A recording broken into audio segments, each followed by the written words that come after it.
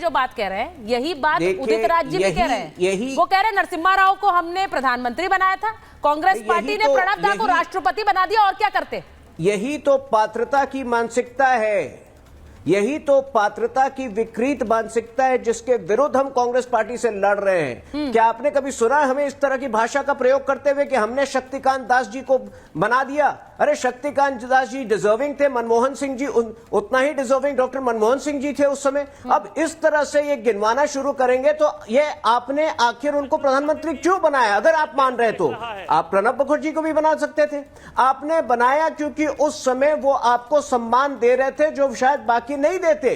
देखिए इन्होंने कुछ और आरोप लगाए कि भाजपा जो है ये कहती थी वो कहती थी मनमोहन सिंह जी के खिलाफ। मैं ये स्पष्ट कर दूं कि एक राजनीतिक प्रतिद्वंदी के नाते हमारा दायित्व था कि उनकी गलत नीतियों को क्रिटिसाइज करें। आज वक्त नहीं है उनकी गलत नीतियों को के विषय पर बात करने का, लेकिन यदि शर्मल शेख में उनसे गलती हुई थी तो ये हमारा दायित्व था कि हम उनकी निंदा करें। यदि 26/11 के बाद भारत ने पाकिस्तान पर प्रहार नहीं किया तो ये गलती थी और ये हमारा दायित्व था उस वक्त हम उसकी निंदा करें। लेकिन आज आपको याद दिला दूं कि प्रधानमंत्री मोदी जी वही व्यक्ति हैं जो उस वक्त गुजरात के सीएम थे और जब नवाज शरीफ ने हमारे प्रधानमंत्री की मनमोहन सिंह जी की तुलना एक देहाती औरत से कहा था तो सबसे कड़ा प्रहार मोदी जी ने कहा था, मोदी जी ने किया था। ये स्पष्ट कहा था कि पाकिस्तान के प्रधानमंत्री को कोई अधिकार नहीं है कि भारत के प्रधानमंत्री का इस तरह से अपमान करे। कांग्रेस पार्टी उस वक्त मनमोहन सिंह के पक्ष में खड़ी नहीं हो पाई थी। उसी समय लगभग 3-4 हफ्ते की गैप में राहुल गांधी ऑर्डिनेंस फाड़ने का काम कर रहे थे, मनमोहन सिंह के कद को छोटा करने का काम कर रहे थे, धूमिल करने का काम कर रहे थे। आज शर्म की बात है कि किस प्रकार से राहुल गांधी और प्रियंका गांधी दोनों ट्वीट कर रहे हैं। मेरे ख्याल से राहुल गांधी को अब एक और ट्वीट करना चाहिए, माफी मांगनी चाहिए उस हरकत के लिए जब ऑर्डिनेंस फाड़कर उन्होंने देश के प्रधानमंत्री का अपमान किया था।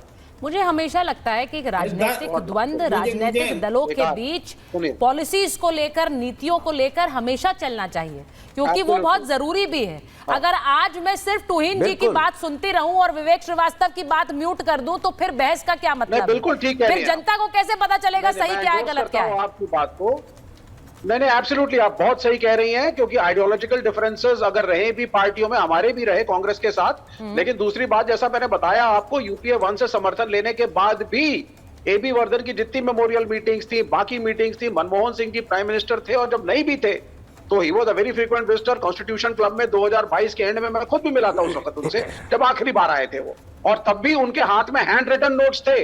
उनका माइंड इतना एक्टिव था, इससे हम सारे जितने भी जो लोग जिनकी एज उनसे कम है उनको सीखना चाहिए। ये हैंड रिटन नोट्स, उनके पीछे 2 गार्ड्स थे कि भाई just to stabilize him when he is walking, लेकिन ही वाज वॉकिंग स्ट्रेट। तो एक बहुत ही फिट और डिसिप्लिन्ड आदमी थे, इसमें कोई दो राय नहीं है। और देखिए, जहां तक अवधेश जी कह रहे थे, आज हमारी राष्ट्रपति मुर्मू है। अब राष्ट्रपति मुर्मू हो या कलाम साहब हो, प्रेसिडेंट का अपना एक ओहदा होता है किस इवेंट में पार्टिसिपेट करना, किस में नहीं पार्टिसिपेट करना, उसको गलत तरीके से बताना कि प्रसाद को रोका गया या नहीं रोका गया। से लीजिए राष्ट्रपति का नाम। And he participated. Sardar Patel के क्रिमेशन में कंधा देने के लिए जवाहरलाल नेहरू थे। ये संबित पात्रा की प्रेस कॉन्फ्रेंस में जो बोला गया है गलत है। आज इट इज फैक्चुअली इनकरेक्ट।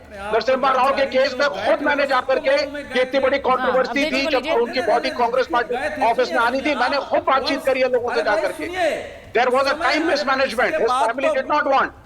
अब जी जवाब दे रहे हैं जल्दी से। ऐसा है कि वो गए थे, उसमें तो कहीं कोई डाउट नहीं है। नेहरू जी गए थे और नेहरू जी को जाना ही चाहिए था, दोनों साथी थे, उसमें कहां कोई डाउट है। नेहरू जी गए थे, लेकिन नेहरू जी ने रोका क्यों था? देखिए बोलने दीजिए ना, आपकी बात को काउंटर कर रहे हैं। ऐसा है कि हमारे 10 साल तक प्रधानमंत्री रहने वाला कोई व्यक्ति की मृत्यु हुई है और 5 साल तक हमारे देश के वित्त मंत्री रहे हैं, तो हम सबका उनके प्रति सम्मान होता है। मृत्यु के बाद हमारे हिंदू धर्म में सब हमारे पितर और पूर्वज है, उनके प्रति सम्मान है। लेकिन यहाँ कुछ प्रश्न अवश्य उठते हैं, ये मैं देश के सामने तथ्य भी रखना चाहता हूं। राजघाट की 40% जगह जो महात्मा गांधी जी का था, वो राजीव गांधी जी के समाधि में इलीगल तरीके से कब्जा हो गया। कोई यहां जाके देख सकता है। 40% जगह राजघाट सबसे छोटा हो गया। आप यहां जाके बहस कर रहे हैं। आप नेहरू जी के शांति वन में जाइए, आपको जंगल झाड़ मिलेंगे। मैं परसों भी गया था उधर, जाता रहता हूं। आपको कोई सफाई करने वाला नहीं है। हमारे देश में आने वाले समय में बड़े बड़े महापुरुषों की मृत्यु हो गई, उसका नाम शांति वन भी हो सकता है, उसका नाम शक्ति स्थल, सुन लीजिए ना पूरी बात। लेकिन उसी में आपको क्रिएट करना पड़ेगा कि उस शांति वन में, शक्ति स्थल, यहां तक कि अटल जी का भी जो सदैव अटल है, उन सब में दूसरे लोगों को स्थान बने और वही बने। और तीसरी बात मुझे यह कहनी है कि प्राइम मिनिस्टर का कंट्रीब्यूशन होता है, लेकिन जो लोग पद पर इस देश में नहीं रहे उनके बड़े कंट्रीब्यूशन है। कम्युनिस्ट पार्टी के कुछ बड़े नेताओं का कंट्रीब्यूशन है, उनकी समाधि कहां बनी है? डॉक्टर राम मनोहर लोहिया की समाधि थी, वो तो दिल्ली में मरे थे। डॉक्टर राम मनोहर लोहिया देश के इतिहास बदलने वाले थे। सुनिए, 67 में 8 राज्यों की सरकार उनकी वो देश के प्रधानमंत्रियों की भी बात कर रहे हैं। सुनिए, प्रधानमंत्री जयप्रकाश नारायण प्रधानमंत्री नहीं थे, गांधी जी प्रधानमंत्री नहीं थे, राष्ट्रपतियों की क्यों? मैं तो पूछ रहा हूँ डॉक्टर राजेंद्र प्रसाद का कंट्रीब्यूशन कांग्रेस ने मांग क्यों नहीं की आज तक राजघाट के पूरे एरिया में? मांग नहीं की है, मैं तो ये भी कह रही हूँ मांग नहीं पड़ेगी। जैसे प्राइम प्रोफेसर रागी और प्रेम कुमार जी, एक मिनट, ठीक है, ठीक है, बना है ना, ठीक है, वैसे ही एक स्थान चिन्हित किया जाए कि भाई सबके स्मारक उसमें। हाँ, वो बिल्कुल वाजिब है, सही बात है, सही बात है। मुझे लगता है बिल्कुल सही सलाह दे रहे हैं वो। मैं एक चीज पूछना चाह रही हूँ प्रेम कुमार जी। देखिए, जो अवधेश जी ने भी कहा, उन्होंने एक राय रखी है और बड़े बड़े कद के नेता रहे हैं। उन्होंने कहा जरूरी नहीं प्रदेश के प्रधानमंत्री, देश की जो एक स्थिति सुधारने में जिनकी भूमिका रही उन पर भी सोचना चाहिए। और कांग्रेस के अंदर ऐसे कई नेता रहे जिनका सम्मान खुद कांग्रेस पार्टी ने कभी नहीं किया। उस दिन जब अंबेडकर जी की बात हो रही थी तो ये तो अपने आप में एक डिबेट है कि सिर्फ अंबेडकर जी क्यों, अंबेडकर जी के साथ साथ जो बड़े बड़े नेता रहे कांग्रेस पार्टी से जुड़े हुए, सिर्फ एक गांधी नेहरू परिवार के लोगों के पीछे के नाम ही स्मारक है, नाम ही संस्थाएं हैं, नाम ही अवार्ड्स हैं, ऐसा क्यों रहा? वो सवाल पूछा जाता है। मैं प्रेम कुमार जी एक बहुत छोटी सी बात कर रही हूँ। आपके घर के बड़े का सम्मान जब आप खुद करेंगे तभी बाहर के लोग सम्मान करेंगे।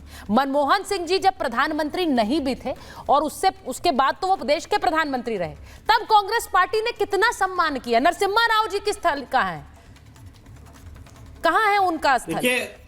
कहाँ? सुचारिता जी, दुनिया भर की बातें हो रही हैं इस डिबेट में, लेकिन सबसे मूल बात जो है कि मनमोहन सिंह जी के लिए जमीन नहीं मिली, सरकार को डिसीजन नहीं ले सके, उनको टाइम चाहिए। तो कांग्रेस पार्टी को नरसिम्हा राव जी के लिए मिल गई थी जमीन। अंतिम संस्कार हो जाने के बाद ही जमीन अलॉट होती है। अरे पहले अंतिम संस्कार कराते कि सब जगह। जब कांग्रेस पार्टी को तो आज तक नहीं मिली नरसिम्हा राव जी के लिए जमीन। आपने इस बात पर बात करने के बजाय हम दुनिया तमाम बातें कर रहे हैं, लेकिन ये नहीं कह रहे हैं कि डॉक्टर मनमोहन सिंह के लिए जमीन इस मोदी सरकार के पास नहीं थी, आज तक नहीं थी। देखिए, सवाल इसलिए पूछा जा रहा है, मैंने शुरुआत में जो बात कही सर, घर के बुजुर्गों का सम्मान जब खुद घर में लोग करेंगे तब बाहर भी लोग करेंगे। नरसिम्हा राव जी को आज तक जमीन नहीं दे पाए आप लोग एक समाधि स्थल के लिए, ये कांग्रेस पार्टी नहीं दे पाई। प्रोफेसर आगे को लीजिए, कांग्रेस पार्टी नहीं दे पाई। प्रणब दा को वो सम्मान नहीं दिया, उनकी खुद की बेटी कह रही है। और बाहरियों से तो इतना, सुनिए, आप क्यों मानते हैं उन्हें अपना? उनकी खुद की बेटी। प्रोफेसर आगे देखिए संजय गांधी को किस हैसियत से वहां पर जमीन दिया गया था?